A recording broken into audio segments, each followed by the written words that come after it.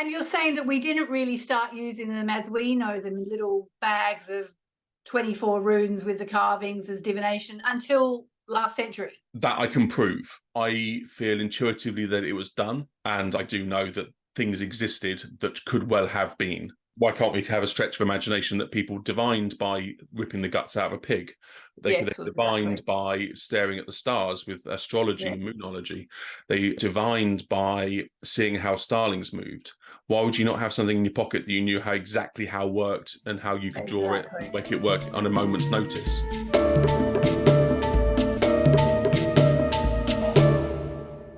Okay, well, I am very excited to welcome to the Mainly Moonology podcast Mr. Rich Lister, who is also known as the Viking. So welcome, Rich. Welcome. It's an absolute honour to be here. Thank you for having me. Oh, it's our pleasure. So, Rich, before we go any further, tell me, why did they call you the Viking? A good bit of marketing on my wife's part, I reckon. I'm 6'7". I'm big. I'm hairy. My lineage goes back through Normandy into Norway, but mainly I'm called the Viking because my wife first met me dressed as a Viking and with a helmet and axe and chainmail and all that kind of stuff, and I've done that for quite a long part of our relationship, doing reenactment as a Viking. And I'm into lots of things Norse and Nordic, especially runes and the cultural magic that goes along with that. Okay, and we should point out for anyone who doesn't know, Rich's wife is actually the lovely Lisa Lister, who you may know as the author of Witch, amongst other things. And now Rich has a book coming out too, so keeping it in the family, the publishing business. We're going to talk about runes today, and your new book with Hay House is about runes, correct? Yes, I've got the book of Runic Astrology, which is out at the end of 2023. And also I'm here pimping my Runes Made Easy online course, also with Hay House. So there's like a rune palooza happening in October. So tell me about Runic Astrology. What the heck? Let's start with what are runes for people who are listening and don't know. If you've got one, I'll broadcast this as a video, but also as a podcast. So try and describe it for people who aren't watching.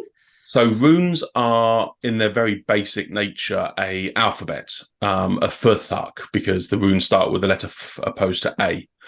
And they were used to write down all the things we write down normally, shopping lists. Halfdan was here. Or my dad, Harold Bluetooth, was epic. Look at where we buried him and things like that. They are angular carvings or marks, usually done in rock because that's what lasted. But we also find them in bone. We find them on metal and swords and spears and axes and in jewelry. And they're found all over Europe. They were developed in... Well, actually, this week they've discovered runes that come from the year 200. So that's really, really early in runic stuff. So from 200 in the current era, they've been used. And these runes started off in Norway and Sweden, Scandinavia, and then spread as the Nordic peoples spread around Europe, bringing their thoughts, their magic, their words, their big axes around with them. Yeah, marauding, going a Viking. And these people brought their thought processes with them wherever they went. And because they won lots of things, they wrote down lots of things. So we find swords in the River Thames with this was made for Sven. We find in the Hagia Sophia in Turkey, runes carved into the marble, Halfdan was here, from a guard from the Varangian Guard who wrote it while bored watching a noble. And these runes appear everywhere. But one of the good things about runes is they have stories, myth associated with each one. And the runes that I use are the Elder Futhark. So they're about 400-500 AD. So very early on in the evolution of Europe. And these runes are 24 runes, and each has a story with them. And so randomly, I don't know if you can see that on the screen, this rune is a very simple rune. It's Isaz. Isaz is the rune of ice, which is very appropriate, as you might imagine, for Norway and Sweden, because it's frozen lots of time. And it's the story talks about things frozen in place and skating over it, and glittering and glamour and distraction, which is the energy that rune brings, kind of like a tarot card. It brings the energy of that sensation to your rune. And the runes... And so can I just ask you, sorry, how many letters are there in this alphabet, and how many runes are there? I think you said 24 runes. Is it always 24 runes, or is it just you use 24 runes? So how does it work? There's different evolutions of the runic Firthark. I use the Elder Firthark because it fits really nicely with Anglophone language. So you can spell your name in it quite simply, and there's 24 of those runes. Okay. Then it moves to the younger Firthark, which is a bit more evolved and gets much more Scandinavian sounding words and sounds, which is a little bit harder for an Anglophonic person, someone who speaks English, to interpret and understand. And then as these people split off over Europe, they change. We have Slavic runes that sound very Slavic. We have Lombardy, which are a bit more Italian and Spanish. We have Anglo-Saxon runes, or Saxon runes, which are, there's 36 of them, and they have sounds like qu, which is a Latin sound because the Saxons were Christian. So they had to work out how to make these runes fit the language that they were using at that time and place and that people were bringing in. So it's a culturally evolving magic platform that fits the society that we find ourselves in. So were they always used for divination? Is that what they've always been used for? Or were they like little notes that you left to yourself, or what were they? They're a language, so you write. They're designed to write down the words that we say, same as the alphabet. I understand that, but I mean the little stones. So the little stones we have nowadays originally were a 1980s New Age paganism stuff. But with a big but, they found a burial of a Swedish priestess, a Volva, who had little strips of copper about 5 to 7 centimeters long with the runes carved into them. And these runes are ritual purposes, according to the archaeologists, which implies that they could well be cast as runes back in the day. We don't know, but we can make some guesses that why would you have all your little runes in a little bag on your hip? Nowadays, we use them because it fits really well. There's a whole platform around runes to support them being used for divination, like tarot or oracle cards. And it works as well with how they were used in some of the stories. But the stories are written down by Christian monks who didn't understand divination or didn't want to understand divination. So it's a whole reconstruction of this ancient belief pathway. So when you say that the runes spread all over Europe, actually you mean the language rather than the little pebbles of divination? Yes, the bits that people carved into the stones. There's swords in Spain, axes in Russia with Scandinavian runes. So they're carried in your head because knowledge weighs nothing. So you carry it with you, and then you can carve them onto a bit of bone and use it to divine by the fireside if you're going to win that battle. You can carve them onto your axe, or your spear. So when you've thrown it at the enemy, you can go and find it and know this is my spear because it's got my name on it. It's kind of like the pants when you're at school. Yes. So you know these runes followed the people because they were carved on bone, they were carved on wood, and they don't tend to last very long in the soil. So we don't know if they existed or not, but they work really well this way. So this is why we use them now. Amazing. And so with the word runes, does that refer to the symbols as opposed to the little things that we think of as runes, the little pebbles? So, it's one of those things that's sort of a bit of column A, bit of column B. The symbols, I've made cards, and so the symbols are all runic symbols. And I call, and I think it's generally known as little things you might buy in a esoteric shop on bits of crystal, or rune stones or rune discs or whatever you want to call them that way. But I think the actual carved thing is a rune. Okay. The shape. Right. Okay. Amazing.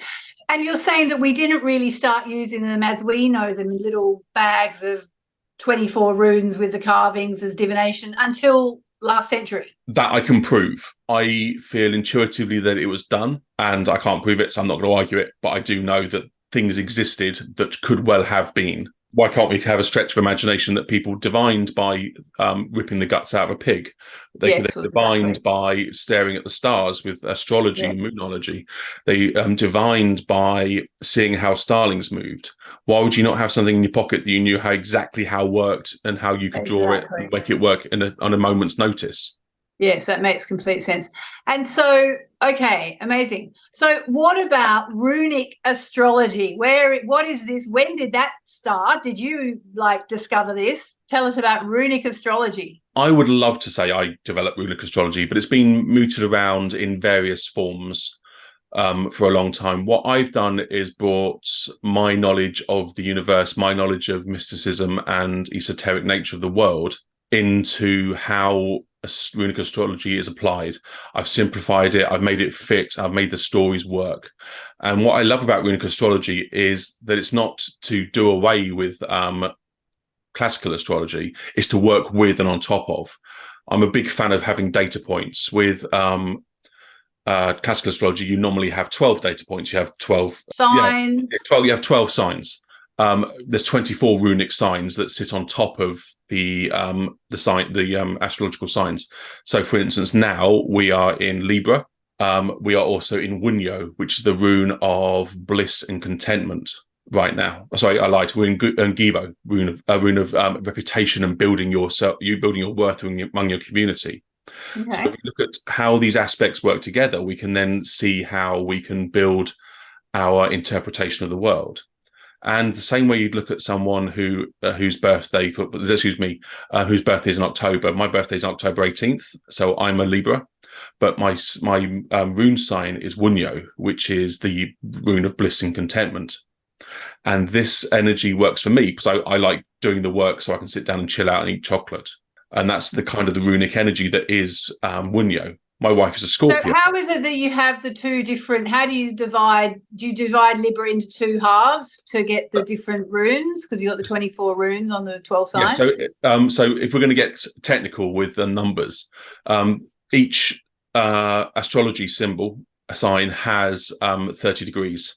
Each rune has 15 degrees. So it's 0 to 15 and then 15 to 29. Yeah. So fitting over those exact numbers. So if you're 15 and 3 radians, then you're definitely 15 plus, so you're the next rune along. I've got an Excel spreadsheet that I made to make that work because it's a lot to hold in my head.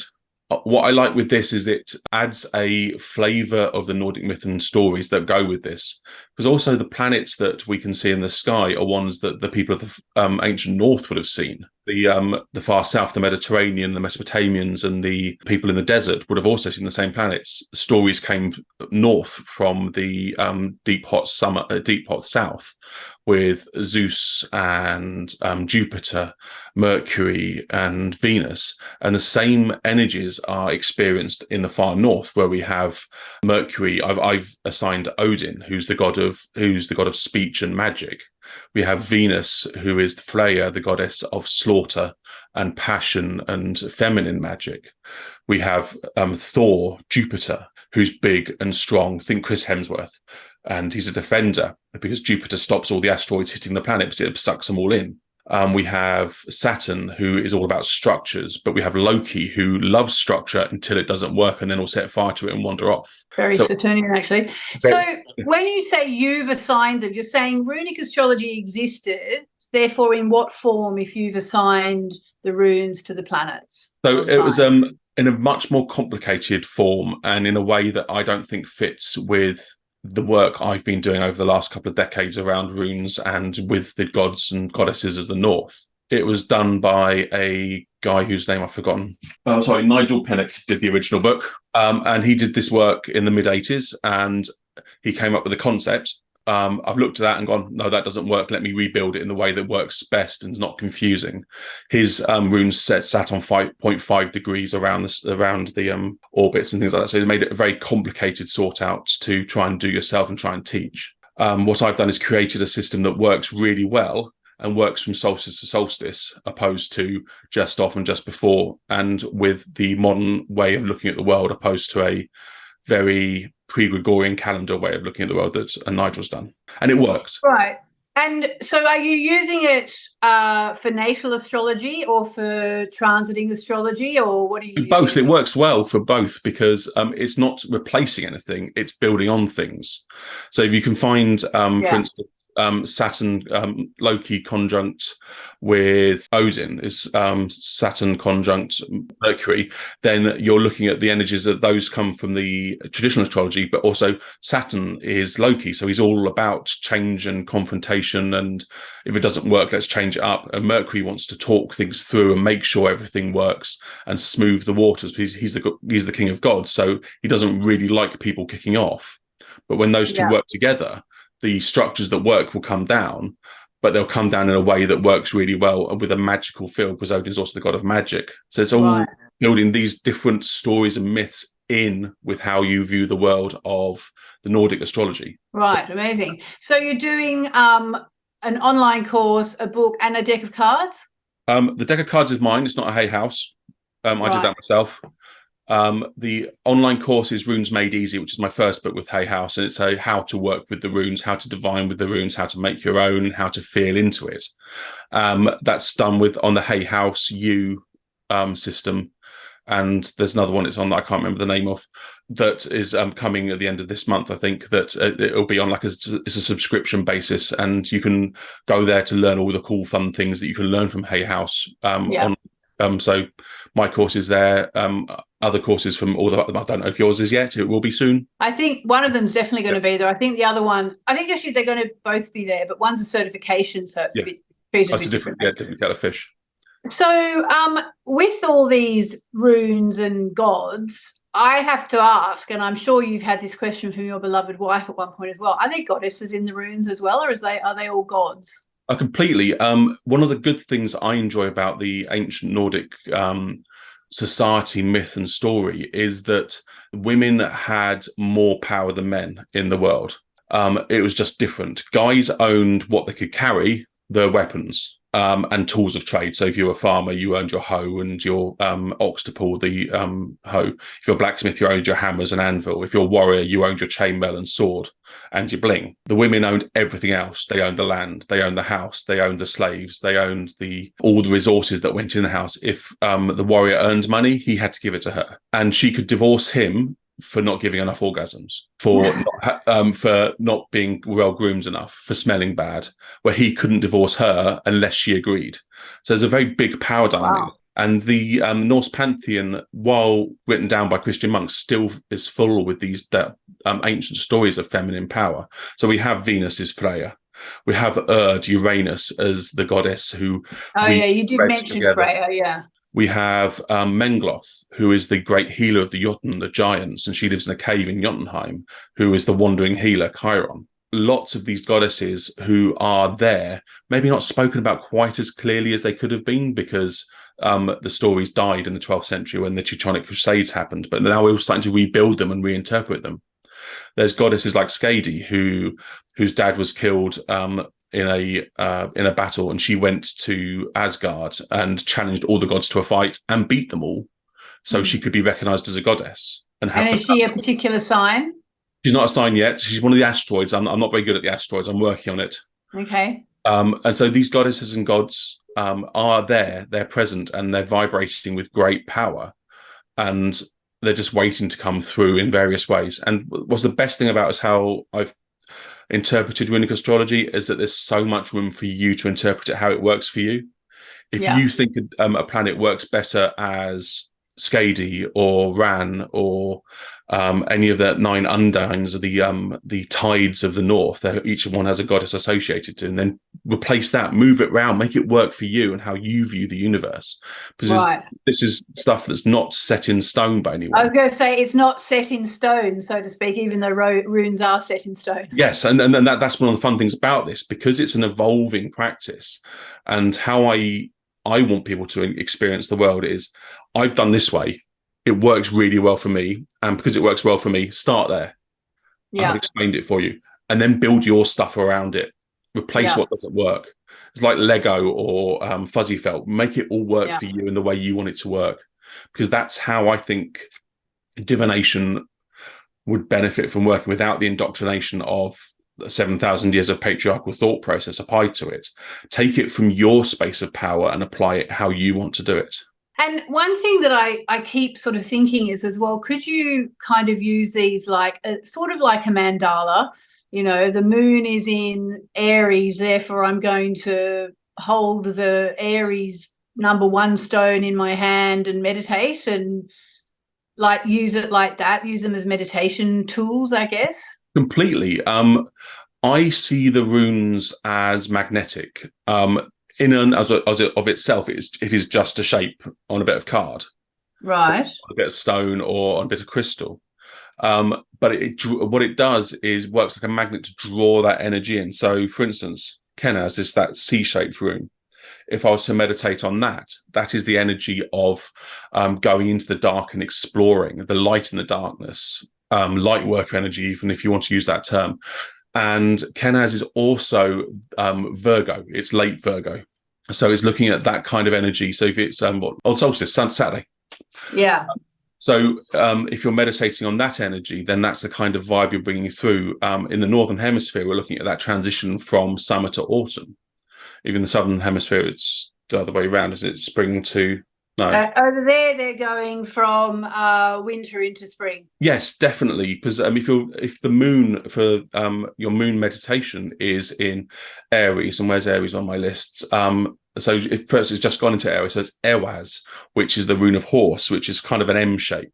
So Mani the moon is the god of the moon. He gets distracted and likes watching people, but then a wolf comes along and bites him. So as he moves through the sky, he gets smaller and smaller and smaller. And then the wolf will then spit him back up again. So he gets bigger and bigger and bigger. So he gets back to full, stops and looks around, wolf bites him and he goes around again. But he likes spying. He's all about emotions and how things feel. He's very emotive and empathic. So if you're meditating on Airwaz, which is the rune of the horse, companionship and trust, where is that going to appear in your worldview? Where do you want to build trust? Where do you want to build companionship and trust? With the lens, with the feeling of emotional power through Mani the moon. So have you had any experiences which have blown your mind with runes that you can tell us about? Yes. One of my favorite things to do with runes generally is when going for a hike or a walk and seeing what props up. Because of their angular nature, runes appear in all kinds of things. So if you walk around London, you see loads of Othala runes, which is kind of like an 8 without the bottom, appearing in architecture around, especially Waterloo Station. And are they actually that, or they just look like it? I think they're probably just pretty Art Deco designs or Victorian designs, but the shape is still there. Yeah. If you look past a pylon, you can see electricity pylon. The shape of the bars holding up is a rune. There's runes within that. There's the Kenaz rune, which is that C. There's Ingwaz, which is the kind of O shape. If you're walking down the path and you see some sticks fallen, they could point as like a Tir rune, a Tirwaz rune, which is an arrow. And as I walk and explore, I let my mind guide me in what my eyes see. And if I see a rune, then I know that energy is coming through to me. So how do I act on that space? And I can also look at how does that act on that space. If I see the Tiwaz rune, the arrow rune, then I can know that energy is flowing around me from like a Pisces vibe. That's Tiwaz is early Pisces, so we're looking at that kind of time of year as well, which is February. So it's that dark time of year, so that type of energy is coming through as well. Tiwaz is honor and right action, so it's making sure I'm meditating with that idea as I walk forward. Amazing. So do you carry runes with you? I did have a bag of runes. I do have a bag of runes. They're quite bulky, so that's why I made cards. Should we choose a rune? Of course. These runes are from a tree that I planted 30 odd years ago. Oh, wow. That I felled and made. And the rune that I drew is Kenaz. I don't know if you can see that. I don't know if it focused. There we go. Which is that kind of C shape. Kenaz is the rune of exploration. It's going into the dark cave to find the thing. It's the light in the darkness. Kind of like Luke Skywalker when he goes into that thing to fight Darth Vader at the end of Return of the Jedi. It's a energy of exploration. It's an energy of finding the dark thing and realizing that it's just a mouse shouting in the corner, and you can overcome this. So whatever you're facing in the world right now, know that by taking the brave step to step into the darkness, you can see what is scaring you, what you're fearful of. And as soon as you've named the fear, as soon as you've located the fear, as soon as you've seen the fear, you can instantly make it smaller because you know where it is. And that's that energy of the Kenaz rune, is the stepping into the dark to confront and overcome the darkness. Amazing. I love it. So, Rich, where can people find you online? So online, I am at my website, which is richardlister.com. I am at Rich Lister UK on various social media things. I'm not very good at threads yet. I'm still working on that. Instagram and Facebook is where I am there mainly. I haven't worked out Twitter. I sort of gave up on that. Is it X now? But yeah. It's X, yeah. Okay, and are you doing any live events that people can come and see, or is it all about the online course? And tell us when that launches. Online course should, quote unquote, be out now. Okay. And if you go to my website, there's a discount code there that will get you 25% off the sign up for that course at the Mind Body Spirit Festival in November. I'm not sure when this podcast is going out. It'll be out before then, and that's November the 19th or that weekend. Yeah, I'm on Saturday afternoon. Okay, I'm on Sunday afternoon. Oh, cool. At least when I one after another then, so. Oh, okay. Well, I'm not sure if I'm going to be there on the Saturday, but if I am, I'll definitely come along. Cool. Thank you. Yeah, we're jumping in, jumping out. So yeah, right. That's when I am live. Then we tend to kind of shut down during the winter periods and do writing and drawing and creating a bit. So I'm not entirely sure much else what's going on yet, but definitely online. And I'm at the Mind Body Spirit Festival for that for the Saturday. Amazing. Birmingham. And last question: as a Viking living in the 21st century, do you have a lot of kindred spirits out there? Are there lots of Viking type people out there these days? I think it's growing. It's part of the reason that I did that sounds great grammar, that the book of Runic Astrology came into existence, because I got lots of guy mates who have spiritually awake women in their lives, wives, girlfriends, daughters, who are like, I don't know. And the book of Runic Astrology is kind of my nod towards getting guys who, like the Vikings, maybe have the undercut and the Ragnar Lothbrok braid and a beard with a bead in it, or that kind of energy, who want to be a bit of masculine, but also really want to know what their wives and girlfriends and daughters are talking about. And so the book of Runic Astrology is there to help those guys come in to this environment and go, oh, cool, I can talk about Thor and Odin and access this stuff that she's talking about, Moon and Libra. Oh, I know what that is. I can talk about that as well. And that's the kind of energy that I wanted to bring with the book of Runic Astrology, to help a popular part of the population that may not be so engaged in something that I think is really epic to be more engaged with. Amazing. I love that. And I just want to know, I just want to say, with the double, the 24 runes for the 12 zodiac signs, the other thing as a moonologer, which occurs to me, is one can be for the new moon in Libra and one can be for the full moon in Libra. Completely. One new moon, one full moon. Yeah, that would be really interesting to work with. And I think that's one of the really fun bits of how the runes work.